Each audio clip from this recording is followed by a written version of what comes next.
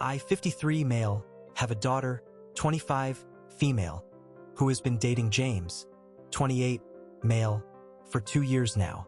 Before meeting him, my daughter strictly told me not to mention his dad or any family members to him. He is not close with them.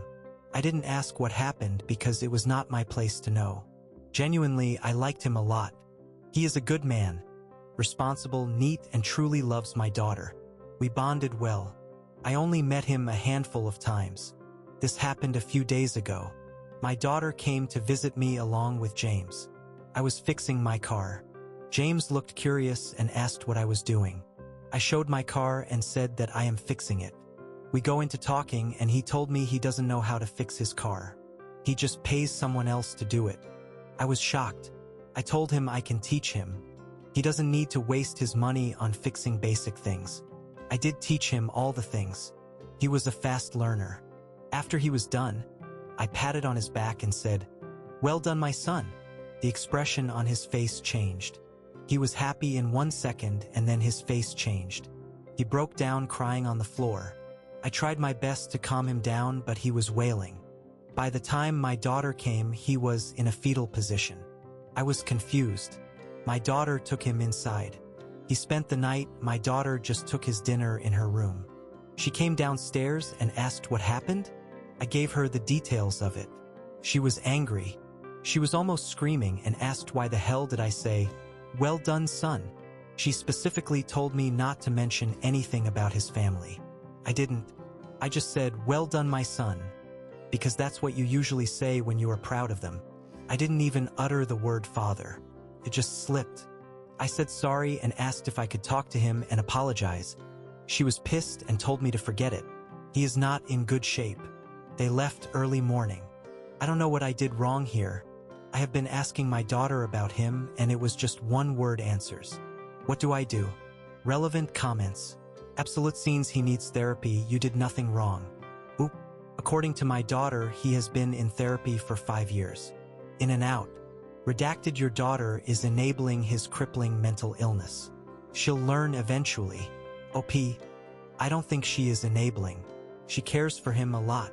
She is going to nursing school like her mother to become a nurse, so that's why she might be freaking out. Update.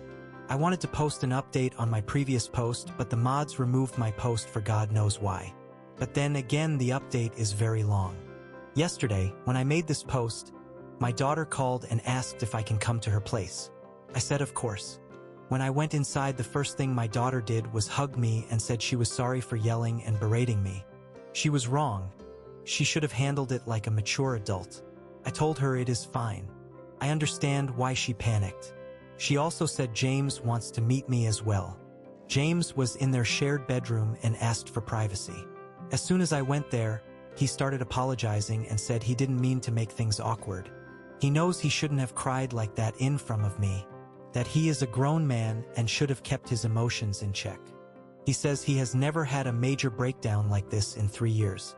Usually he is in control of his emotions. I asked him to calm down and I am not mad at him. But then he started telling me his story. It just made me sick to my stomach. Here it is, back when he was in his final year in college. His mother had died the year before. His dad and mom got married too young because his mother was pregnant. They were both in bad shape. But his dad was even worse than before. He would often visit his dad along with his girlfriend.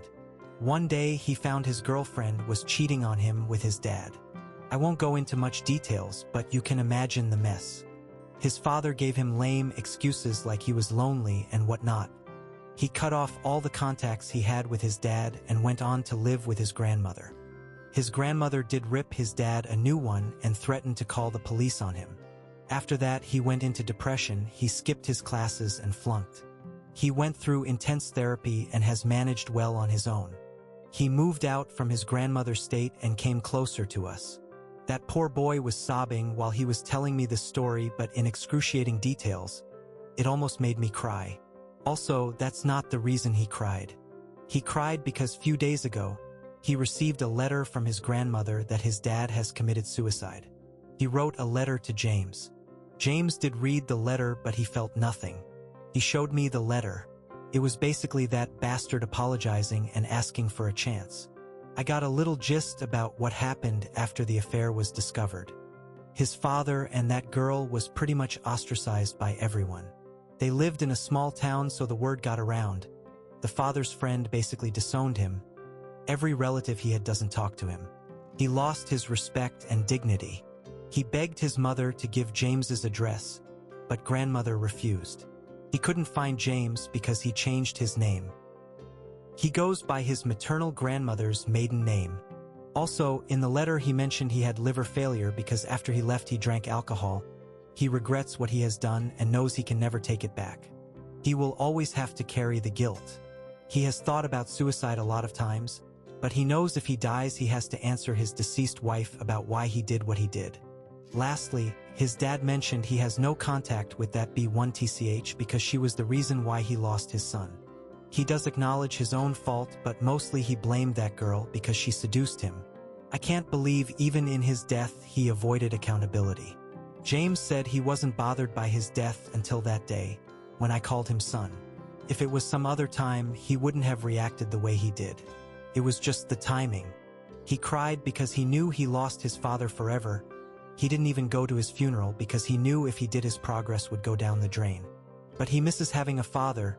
He knows what his dad did was wrong, but they were both pretty close. His dad was his cheerleader.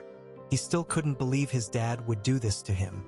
He mentioned that if his dad was alive, he probably would have contacted him in the near future, like in 10 or 20 years. But he just both of this parents forever. I apologized to him for triggering something like that. I also told him he is a wonderful man and any man would be proud to have a son like him. It's such a shame his dad threw it all away because he can't control his dick. Sorry. I know this is a dead person, but I have no respect for him.